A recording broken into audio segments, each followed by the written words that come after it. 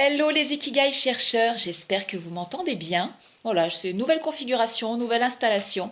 J'avais envie de passer un petit moment avec vous pour parler de quelque chose de fascinant, les super pouvoirs. Comment trouver son super pouvoir et l'appliquer à son métier, à son activité professionnelle. Ce sera le sujet du jour.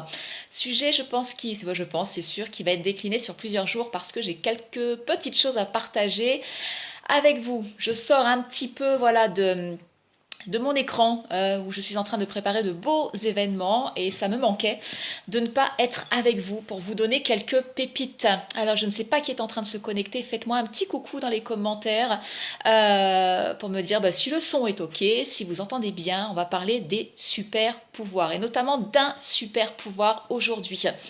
Alors un super pouvoir déjà, qu'est-ce que c'est un super pouvoir, déjà, c'est quelque chose qui est facile pour nous, qui est facile et surtout qui va s'exercer de façon assez intuitive, de manière assez inconsciente, mais dans toutes les sphères de notre vie. C'est-à-dire, évidemment, dans notre sphère professionnelle, c'est aussi ça qui nous intéresse, dans notre sphère personnelle, dans notre sphère familiale. Et d'ailleurs, c'est tellement facile, c'est tellement spontané, c'est tellement aisé que on ne va pas réaliser finalement que c'est un super pouvoir. Et coucou, Ria, le son, le feedback, ça fait plaisir que tu sois là.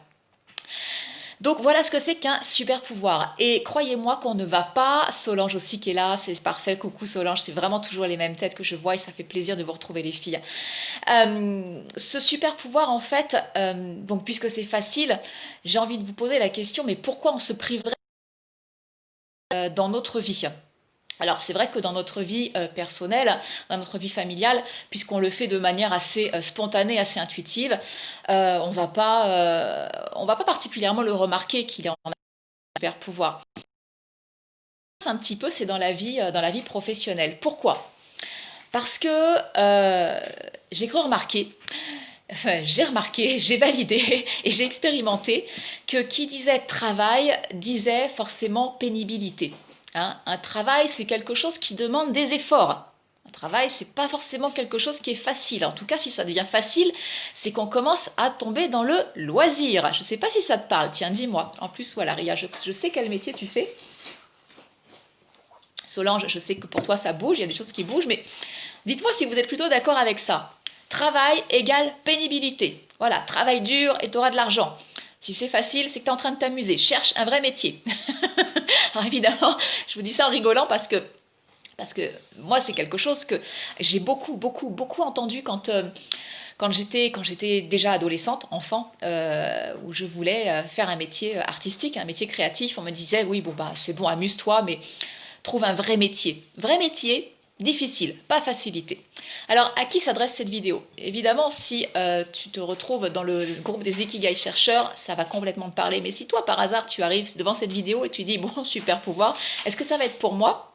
Eh bien, on va le valider tout de suite. Si tu fais partie de ces gens qui ont beaucoup de centres d'intérêt, si parmi tous ces centres d'intérêt, tu es en train de te chercher, tu cherches ta voie professionnelle, tu cherches ta place, tu cherches l'endroit où tu pourrais en fait exprimer toutes ces parts, toutes ces facettes de toi-même, mais justement, du fait de trop de centres d'intérêt, tu as du mal à trouver ta voie professionnelle.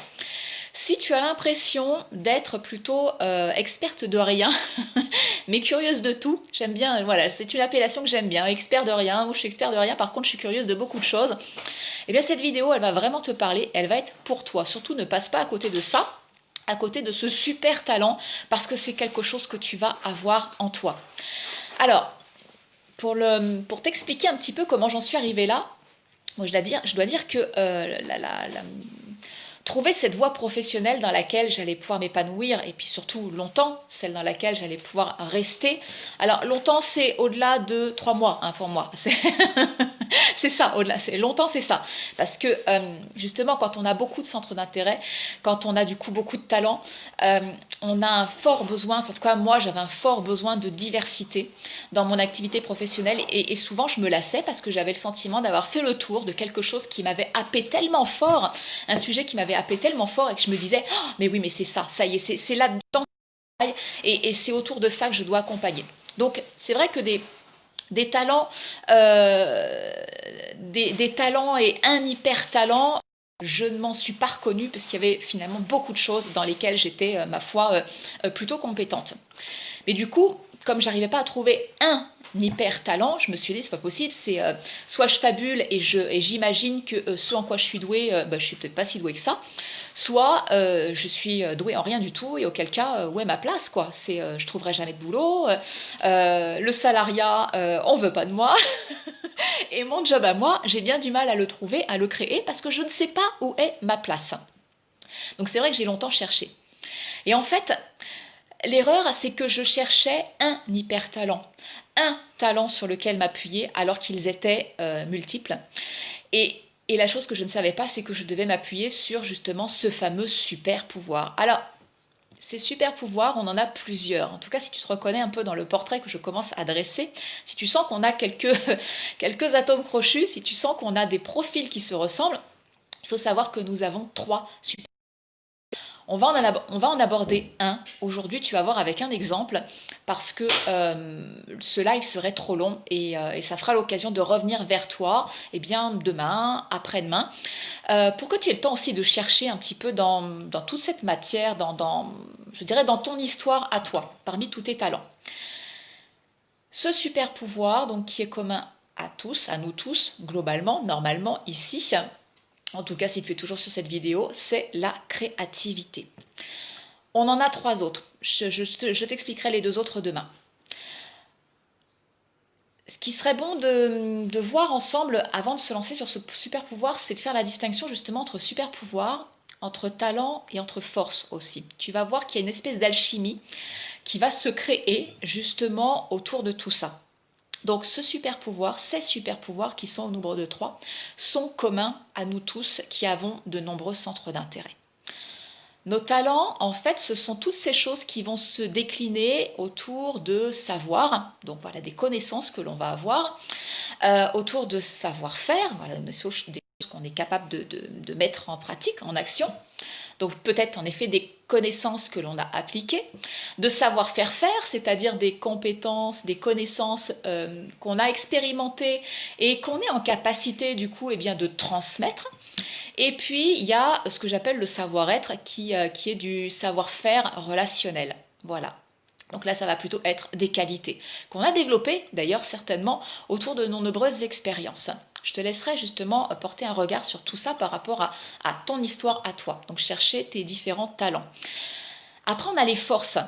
Alors, quelque chose d'autre. Les forces, ce sont des traits de caractère qui vont donner une couleur à ces talents, justement. Je vais te donner un exemple.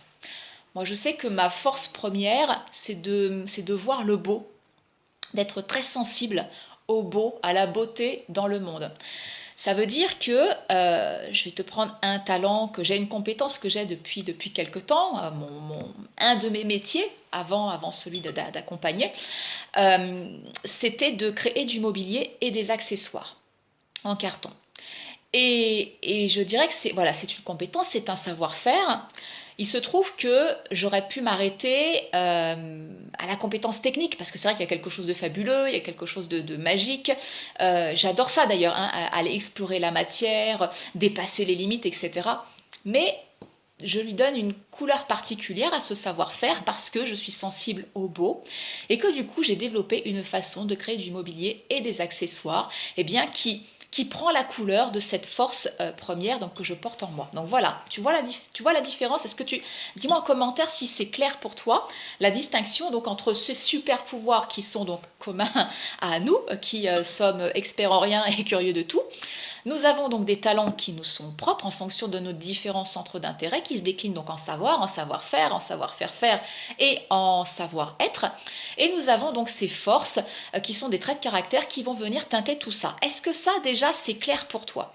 Si c'est clair, on va pouvoir poursuivre à travers un exemple.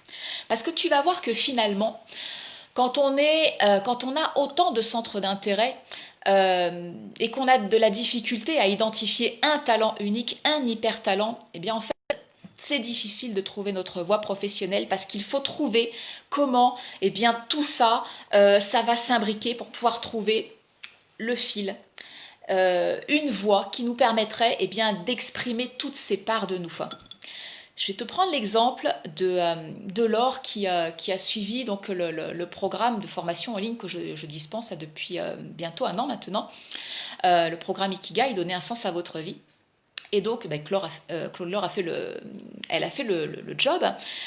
Et il se trouve que parmi ses talents, alors je ne vais pas tous les brosser, mais c'est vraiment pour t'illustrer mes propos, il y avait le feng shui, il y avait la création de mobilier, d'accessoires en carton, c'est d'ailleurs comme ça que nous sommes rencontrés. Laure est arrivée sur une de mes formations, puis finalement, moi qui ai développé tout un tas d'autres choses en me dispersant, justement, parce que je n'avais pas encore trouvé ce lien unique dans toutes mes activités, ben, elle me suivait encore, il se trouve qu'on avait encore des centres d'intérêt qui étaient communs, donc elle m'a suivi sur la création de mobilier et d'accessoires, elle m'a suivi sur le feng shui. Après, elle ne m'a pas suivi, mais on avait des expériences communes chacune de nous. Elle s'est passionnée pour tout ce qui était le rangement, l'organisation. Elle n'est pas passée à côté du bouquin de Marie Kondo, évidemment, que tu connais peut-être.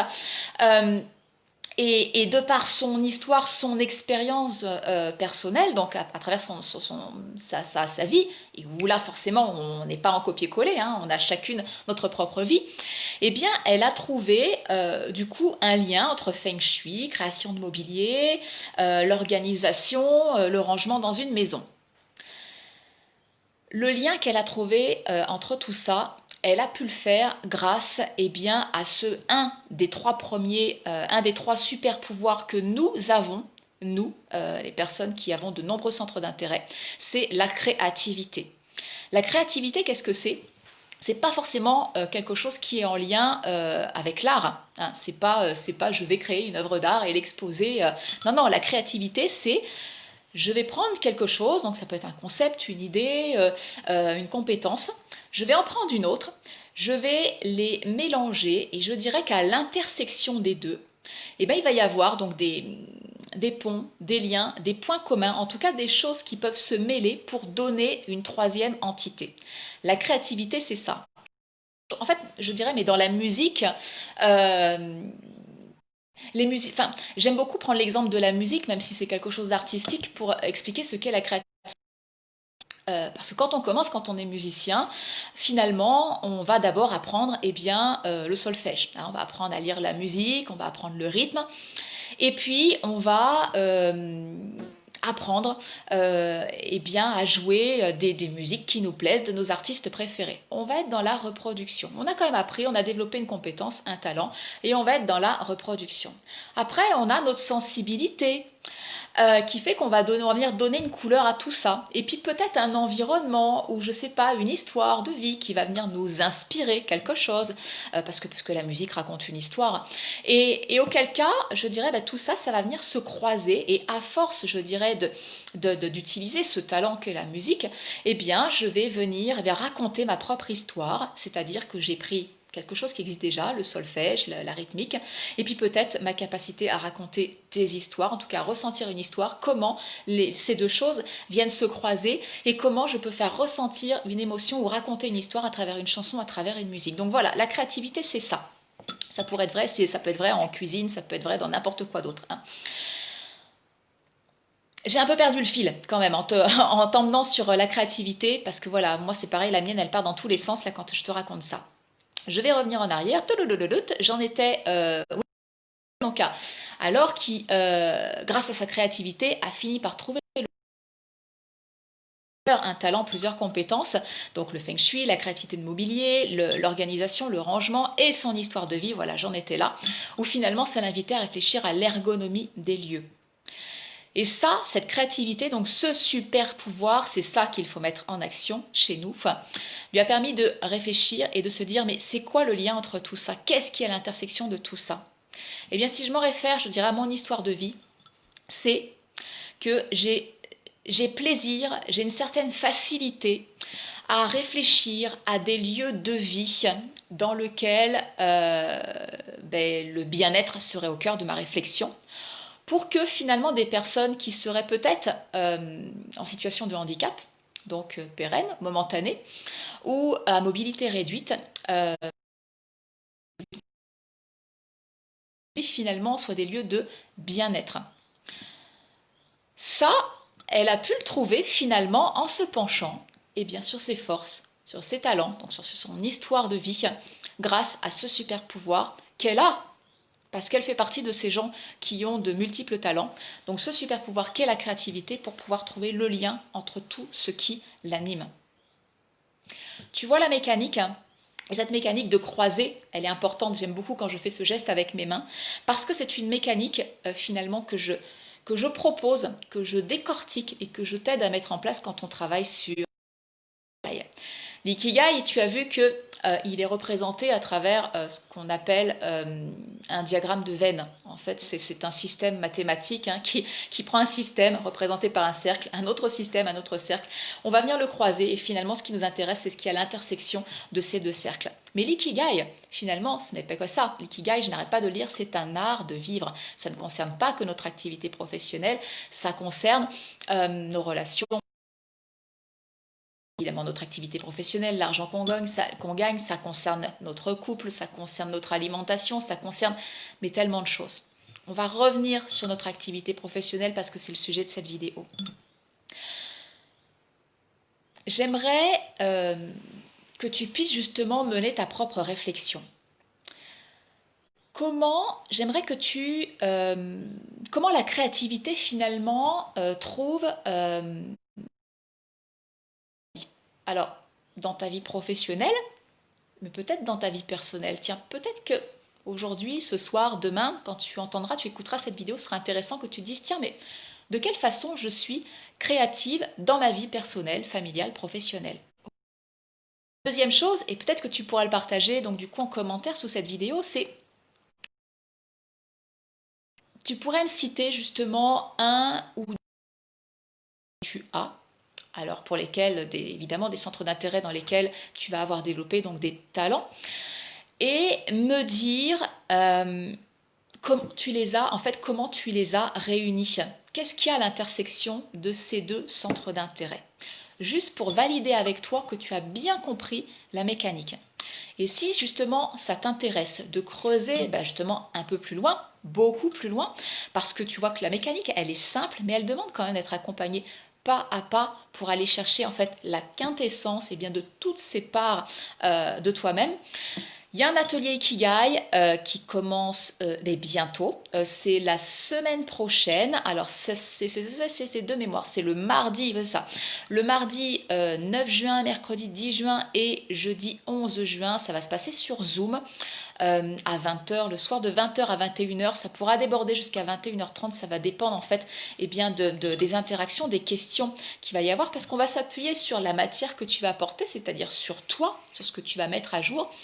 Je te le propose sur 3 soirs justement pour que ça te laisse le temps pendant la journée de t'observer et puis finalement d'apporter de la matière aux exercices que je vais te proposer, des exercices que je trouve très pertinents et assez percutants justement pour que tu puisses t'observer sur des choses très très spécifiques. Et tu vas voir qu'à travers quelques exercices, il y a vraiment des parts de toi qui vont apparaître en relief et là tu vas dire ah ouais, finalement j'étais partie dans cette direction, mais si je prends finalement tout l'éventail, je dirais, tout mon potentiel à travers tous mes talents, mais je peux développer quelque chose de tellement plus grand, à travers un fil unique que je n'ai peut-être pas encore trouvé et qui pourrait me mener, me conduire, dans lequel je pourrais m'épanouir et bien sûr plusieurs années. Moi, je peux te le dire, je peux en témoigner. Hein. Tout à l'heure, je disais au tout début de cette vidéo, si je tenais 3 mois autour d'un sujet, d'un centre d'intérêt, j'avais fait le tour et je sentais qu'il fallait que je me renouvelle. Je pourrais te donner 1000 exemples à la clé. Après, souvent quand je restais, la pénibilité commençait à venir. Là, ça fait 2 ans que je suis autour de l'ikigai et de l'accompagnement autour avec cet outil, hein, donc quel l'ikigai, pour les personnes qui, comme moi, ont de trop nombreux centres d'intérêt. Trop nombreux, non, juste beaucoup de centres d'intérêt, c'est toute notre richesse, pour pouvoir... Donc 2 ans, c'est ça, 2 ans où cet outil m'anime, mais d'une force, je dirais, qui s'amplifie exponentielle parce que je vois en fait tout ce qu'il permet de mettre justement en lumière pour que chacun puisse trouver sa place dans le monde, s'épanouir, donner vraiment une vraie direction joyeuse à notre vie et donc à sa vie professionnelle. Je sais, c'est pas commun, mais je crois que le monde aujourd'hui, il a vraiment besoin de cette joie. Donc si tu as envie de trouver ta place, je vais te mettre en commentaire le lien de ce prochain atelier Ikigai. Réserve ta place, je pourrais t'envoyer les liens Zoom pour que tu puisses bien commencer à faire ce travail sur toi avec moi et puis ce petit groupe qui va se constituer. Voilà, je te laisse réfléchir à ce super pouvoir, ce premier super pouvoir, la créativité. Et bien demain, on va parler d'un deuxième super pouvoir. Il est pas mal non plus, celui-là, il est plutôt pas mal. Ça nous transforme un peu en Speedy Gonzales. En tout cas, je crois qu'on va arrêter de se dévaloriser à partir de maintenant. Quand on aura fait le tour de ces 3 super pouvoirs, plus jamais tu te diras « Je suis pas à ma place. Je vaux vraiment rien. J'ai aucune expertise. Personne ne voudra de moi. » Non, je pense que tu vas avoir conscience que tu es vraiment une personne qu'on va commencer à rechercher dans le domaine du travail parce que cette façon, cette capacité à voir les choses de manière holistique, on y vient. Et toi, tu as cette capacité-là. Je te laisse réfléchir avec ça et on se retrouve demain.